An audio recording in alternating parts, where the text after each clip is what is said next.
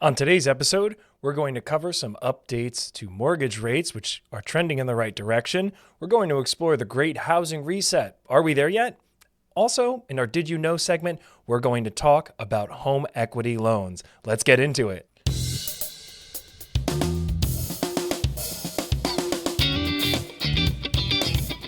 Welcome to Mortgage Markets and More. I am your host, Peter D'Angelo. Welcome to Friday, everybody. First Friday of February. I am excited to deliver some good news. We've got a couple weeks in a row now of some better news, so I'm super excited to be sharing that. We're going to just jump right into it. Let's do our survey of average mortgage interest rates according to Mortgage News Daily's survey of interest rates across the country. As of recording this podcast, the Thursday morning before its release. Starting off with our 30-year fixed-rate mortgage, we are now averaging 6.99%, first time below 7% in quite a while. The 15-year fixed-rate mortgage is averaging 6.37%. The 30-year jumbo fixed-rate mortgage is averaging 7.3%. The 30-year FHA mortgage is averaging 6.37%, and the 7/6 SOFR adjustable rate mortgage is averaging 6.74%. Across the board, we're seeing relief. Minimal, but compounding over the past couple weeks, we're about almost 0.5% lower than the peaks that we saw as we were ending off 2024 and entering 2025. What's the bond market doing? That's kind of showing us, paving the way of what's to come. The 10-year Treasury yield this morning is at 4.432%. The 5-year yield is at 4.266%, and the 2-year yield is at 4.206%. All of those yields have come down. Why did this happen? There's been a couple important developments since last week's episode. We're going to start off with last week's data that was released after the recording of the episode, which starts off with the gross domestic product, the GDP report for the fourth quarter for the U.S. That came in at 2.3%, slightly below the forecasted amount of 2.5%, and the prior reading on the GDP was 3.1%. If we're comparing ourselves to ourselves, we're doing very good in America, not as good as we hoped. If we're comparing ourselves to the rest of the world, particularly the European Union and whatnot, we are doing fantastic in the U.S. So the GDP, that's our indicator of what's the health of the economy look like from a very high level, and it's expansionary. It's growing. So that's a good thing. It's not a good thing when it comes to interest rate cuts, because as long as the economy is doing well and there's strength and stability in the economy, then the Federal Reserve does not have as much reason to cut rates to stimulate the economy. So again, this catch-22, good news is bad news, but I think we can all agree with a healthy economy, that is far more preferable than a weak economy and possibly going into a recession. The next important piece of information that we got last week on Friday was the personal consumption expenditure. Again, quick reminder, that is the PCE, which is the Federal Reserve's preferred inflation gauge. That came in pretty darn on the money to forecasts. So the month over month PCE came in at 0.3%, so price increases of 0.3%. That was in line with expectation and up 0.2% from the prior reading of the prior month. The year over year came in at 2.6%. That was spot on the forecast, also up 0.1% from the prior reading. The core, again, the core is taking out the volatile elements of things and services that the American consumer pays for. That core reading is normally a little bit higher. And again, we saw that comparable again here. So the core month over month came in at 0.2% growth. That was matching the expectation of 0.2% and also up slightly from the 0.1% prior reading. The year over year was at 2.8%. So in this case, slightly higher than the headline PCE, the general number, and that 2.8% is spot on to what the forecast was and the prior reading. In addition to this, this is now the game changer and what started to set the stage for the interest rate relief that we're seeing here in the short term. The ISM Services. ISM Services is a survey of services in manufacturing. This is an index that tells you what this sector looks like in the U.S. economy. Anything above 50% or 50, I'm just going to call it 50 for now. Anything above 50 is expansionary. That means there's growth. Anything below 50 is contractionary. That means there's a slowdown occurring. Well, it came in at 52.8. Taking that at face value, expansionary. Okay, the economy's healthy. We just saw the GDP number. Okay, that makes sense. However, the forecast was 54.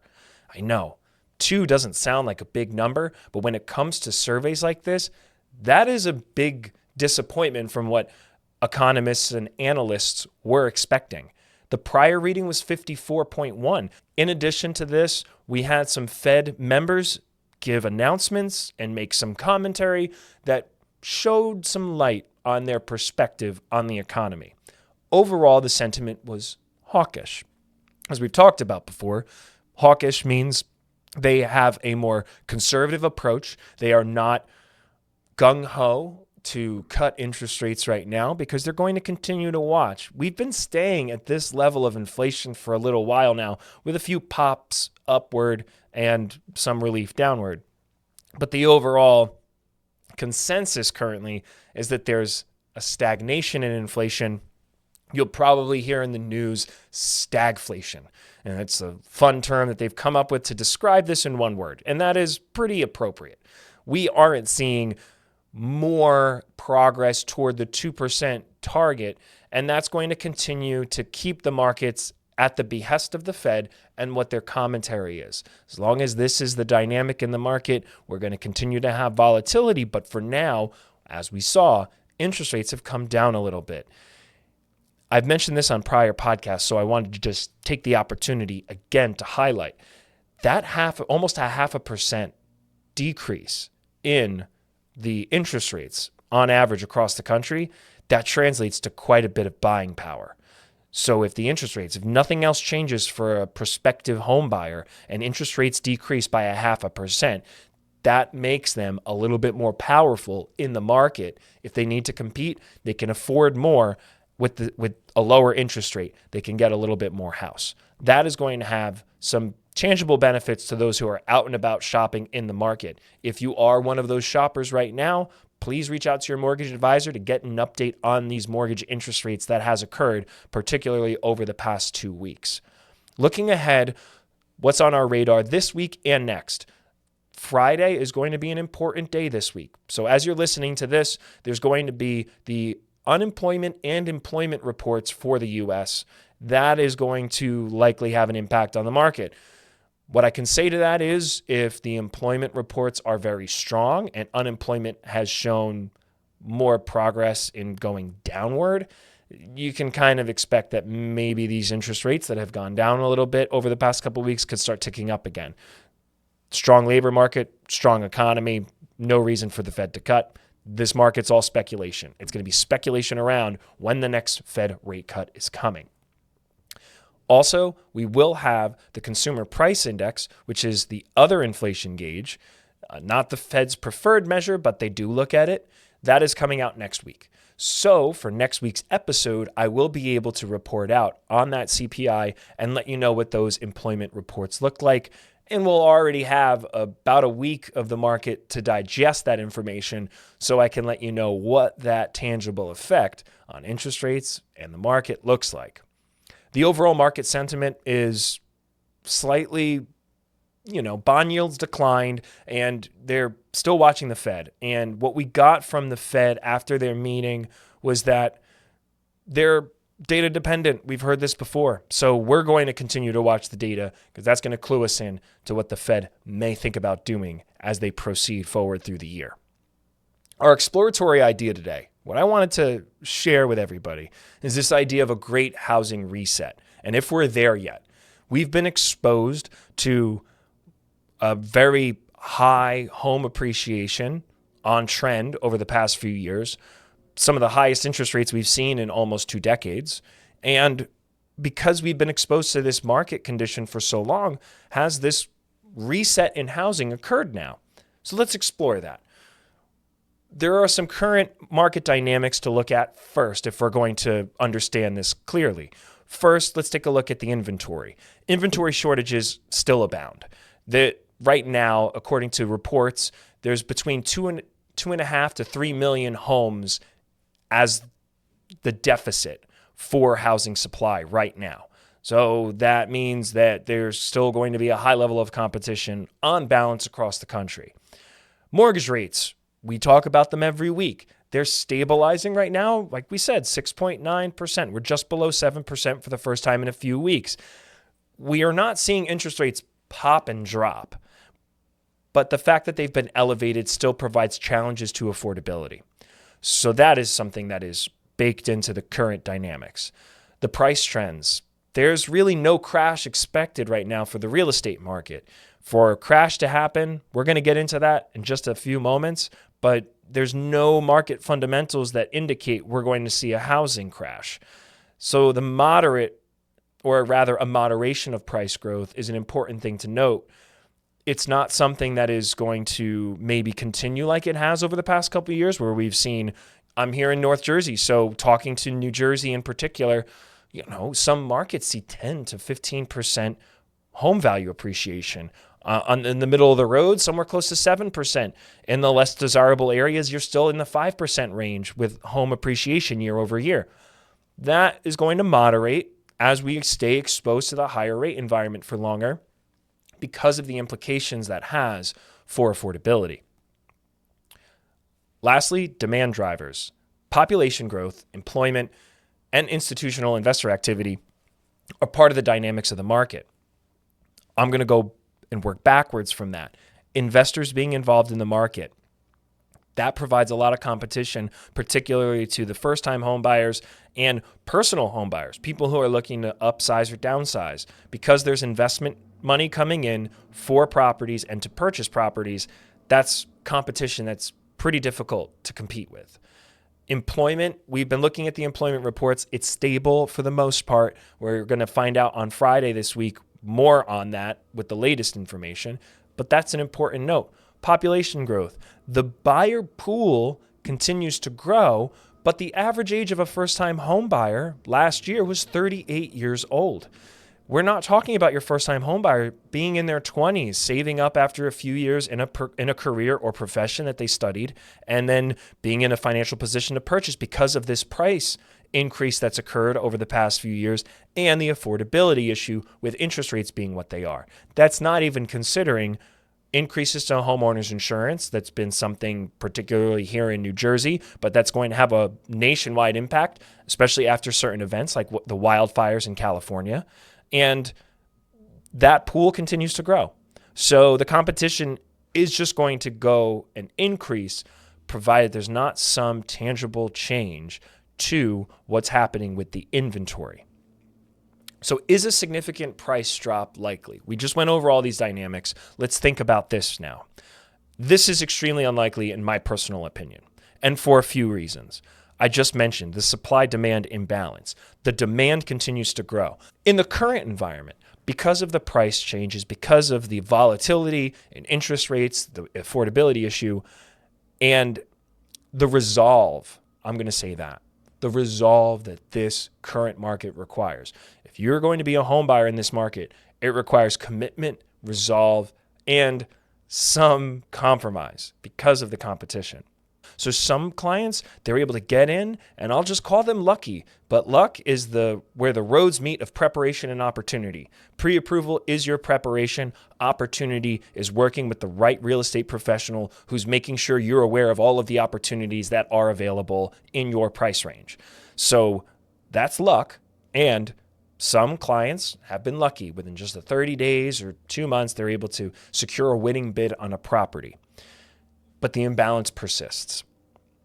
Secondly, inflation. It's sticky. We just talked about stagflation. Until there's proper progress on inflation, this is the status quo. That is also going to support higher home values because they're not going to change. We're not going to see a softening of home values as long as this supply and demand is imbalanced. Institutional buyers. We were talking about that before. These are the investors that are buying investment properties. And I'm not talking about, your friend who's into real estate investing. I'm talking about the institutions. Private equity money persists. They're out there buying property. That's competition. So that's another element that's causing the challenges in the market. Construction costs. The rising costs of labor and materials make it difficult for new housing builds. More costly, even given the high value. So you're going to get value when you build, but there's an imbalance even there in the cost-benefit analysis of building new housing. And because of the pent-up demand, as well as I'm in New Jersey, where are you going to build? There's not a lot of space to build. And there's also an issue currently occurring in New Jersey with new construction and bigger unit builds being built for rent and not condos, not things that buyers can purchase. So that's not quite helping. It's helping people find housing, which is great, but when it comes to actually providing housing that people can purchase, that's not great. And that's something that is occurring in New Jersey, in North Jersey, but I think it's something that kind of persists throughout the state. Let's do a look back now of historical comparisons. Are we in a place that we can compare with anything we've looked at in the past? Let's go most recently and work our way backwards. 2008 financial crisis. No, this is not like that. 2008 financial crisis was precipitated by subprime lending practices that led to stricter lending, which is what we have now, but primarily those subprime mortgages and everything that was involved in that institutional foil, I'll call it, that was what set the stage for that collapse, and that's not what's going on right now. The, underwriting guidelines are still very stringent, extremely stringent compared to prior to 2008. 1980s rate surge. So in the 1980s, we saw interest rates shoot up. This is close to that. So the price pressures and the affordability pressures do mirror what happened in the 1980s a little bit. The only thing that's very different, so this is a maybe, not 100% yes, if this is comparative. The only main difference there is that the value component was extremely different.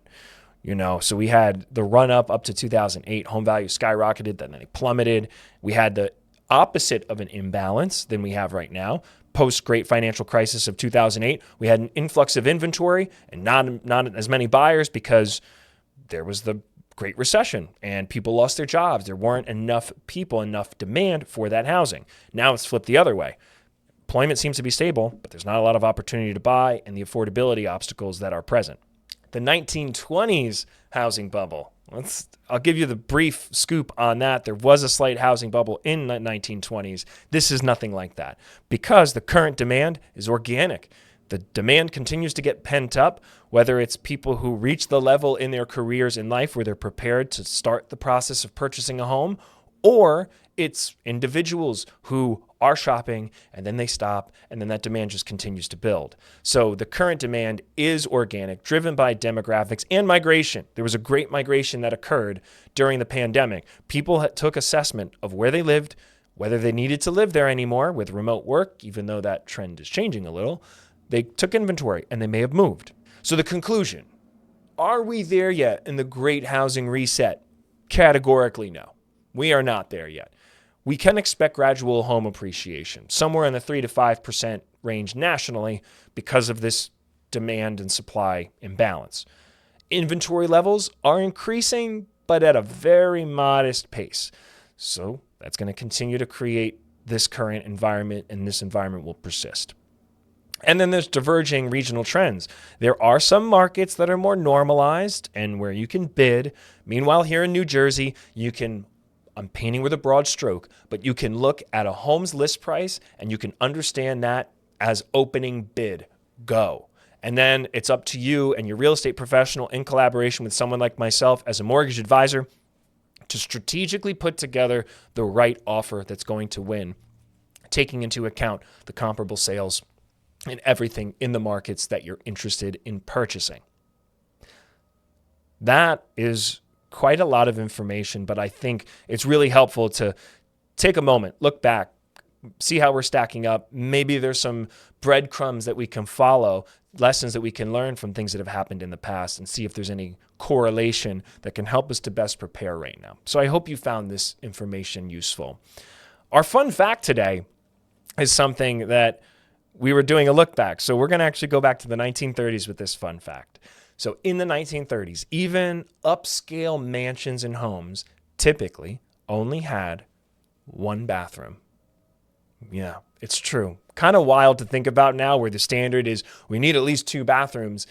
If you're looking at inventory on the market in New Jersey, you see some older homes, the homes that are like pre-1950s build. Some of them still just have one bathroom. But this is because that was very common at that time. So I thought that was something fun and interesting to share with everybody. For our Did You Know segment today, this is going to be the first of a three-parter. I'm excited about this. We're going to talk about home equity mortgages. And there's two particular ways that you can tap into your home equity. What we're going to do is today we're going to talk about home equity mortgages. These are what we call closed-end mortgages, meaning you will make fully amortizing fixed rate mortgage payments, and at the end of your term, your mortgage is paid off. So that's why it's called closed-end. We're going to talk about that today. Next week, we're going to talk about home equity lines of credit. And then week 3, we're going to do a comparison. We're going to do a side-by-side, and hopefully this will help you to determine which route may be best for you if you are particularly interested in tapping into your home equity. So the definition of a home equity loan, it allows borrowers, homeowners, to tap into the equity that they've gained in their home through home improvements or market appreciation, more so the latter in the current environment.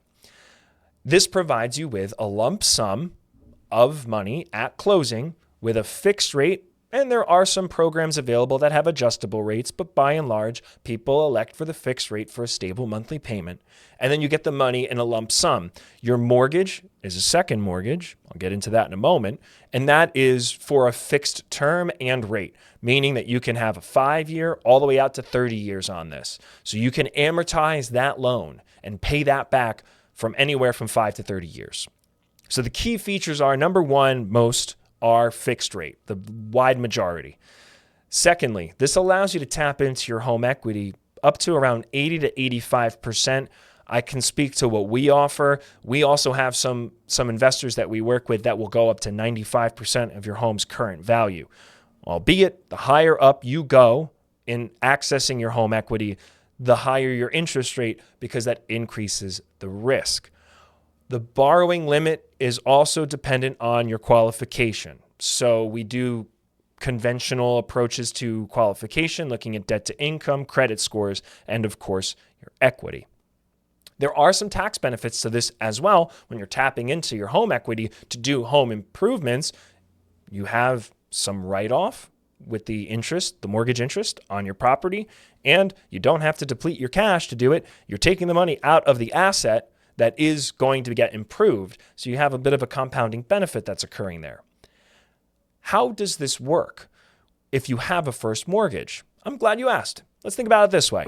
If you have a first mortgage on your home, and then we're just going to use easy numbers. Let's just say you have $500,000 mortgage. That's your current balance. It goes based on current balance. And you want $200,000. And let's just say your home's $1 million right now. Okay? Well, you have a $500,000 first mortgage. That mortgage is going to stay. We're not going to touch that. If you have a mortgage, particularly prior to 2023, it's very likely your mortgage rate is below 4%. You don't want to touch that.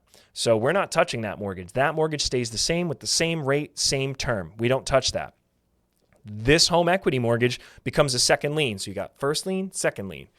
The second lien gets put on your property for the mortgage amount that you're applying for the home equity mortgage. That, let's just say, is $200,000. So now total, you owe $500,000 for your first mortgage, $200,000 for your second. If your home is $1 million, 500 plus 200 is $700,000. That's the total leverage on your property, which is 70% of your current home value. That mortgage gets placed as a lien on your property. After you close, you get the money in your account, and then you go into repayment just like your first mortgage, and now you will have two mortgages. You'll have your first mortgage and your second mortgage. We look at the equity of your property. Just from that little example, you saw how the numbers work and how we need to leverage that. If you go above 80%, the interest rate for this financing takes a hit. It starts to go up quite a bit. If you stay and keep your leverage, total leverage on your property at 80%, even at 85%, your interest rate's going to be reasonable. You can use this money. Most commonly, I see this used for home improvements, debt consolidation, education expenses. Let's say you've got children going off to college. You don't want to take out student loans for all of it. Maybe you tap into some of your home equity. And then large purchases or emergencies that may arise.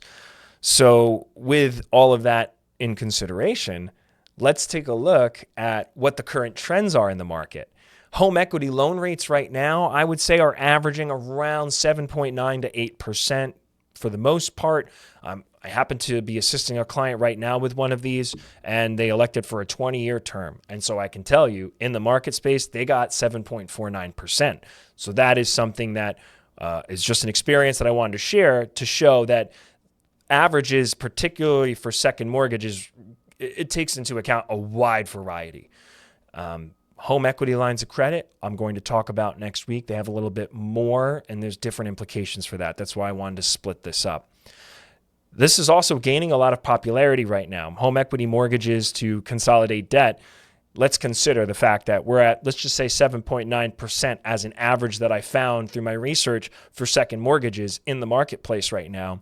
Well, your credit card debt, whatever your balances are, you're sitting with double-digit interest rates at minimum, upwards of 20% in most cases. Even though that's been showing a little bit of relief with interest rates coming down slightly, some credit cards up to 29%. So that's a wide range. It's important to take a look at those credit card bills. It may make sense to consolidate that debt and get a home equity loan, because here's the really bonkers statistic. Currently, U.S. homeowners hold over $29 trillion in home equity in total. So if you take into account everybody who owns a home right now, the overall assessment is around $29 trillion. That's a ton of equity. If you have high interest rate debt on credit cards or car loans, things like that, you can leverage a home equity mortgage to take out money, pay that off. Obviously, it may mean adjusting your spending. We talked a few episodes ago about the gap that has occurred when we look back from pre-pandemic. Almost 20% price increases on everything, and wage growth was only 8%. So there's a wage deficit, I'll call it. There's a wage deficit of nearly 12%, and that translates to the U.S. consumer by way of credit card debt, because then the balances just creep up. This could be a way of fixing that and helping you to make your expenses more manageable. The pros are you have a fixed rate and fixed payment. You can manage your budget a little bit better maybe than the adjusting interest rates on your credit cards and the high interest rates that you're paying on those. And then you could have more large capacity for borrowing, so you could take out more money. So these are the pros. The cons are there is a risk of foreclosure if there is a compression in real estate values. As we talked about earlier, it's highly unlikely right now, but that is still a risk worth mentioning. Also, it's an added monthly payment. I always like to make part of the process comparing what you're currently outlaying to what this would yield for you. So bear that in mind. And then potential closing costs. Some of these loans could carry with them higher loan costs.